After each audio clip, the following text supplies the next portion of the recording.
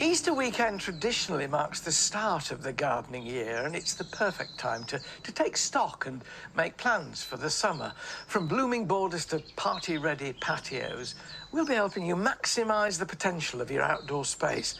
Wayne Perry, the TV carpenter's here to show us how to create the perfect multi-purpose summer seating.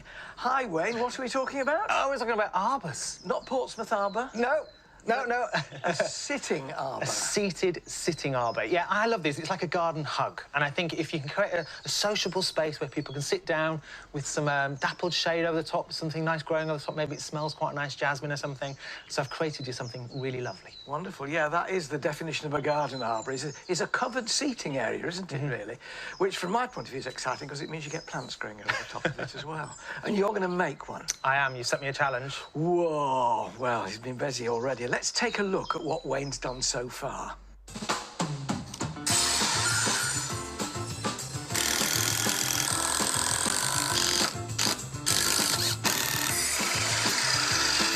The timber I'm using for this arbour is redwood. It's an external wood, so it's not going to rot. For the vertical bits, I'm going to be using this 3" by 3". So these good and strong, it's going to support the whole thing.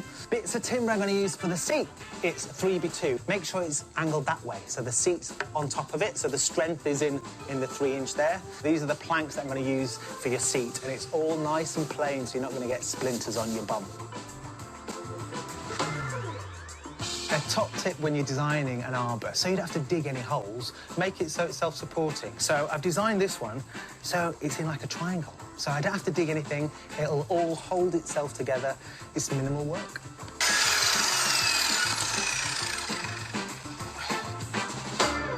And here it's incredibly sturdy. It's cool, but it's just sitting on the ground. Absolutely, it's solid. I made it so that we couldn't bury things in the ground. Yeah. You don't want to be digging holes. It's like an L shape, it's totally self-supporting. And like I say, it's not moving anywhere. It is wonderful, but you could position it then wherever you wanted in the garden. You could change its position. Absolutely, if you've got a few people, pick it up. Well, you need a football team at your disposal to move this. You can make a smaller one. You can make a smaller one. And all these timbers here, I've just bought a lot of them. These were all the exact same lengths. I didn't need to cut them down, the big pieces. But look, the more pieces of timber you add to it, the more it holds it all into place and it's not going anywhere. Yeah, really? A few top tips. You just saw me then screwing in the final batten here. I've angled the seat so it slopes a little bit. Sloping back. Is that more...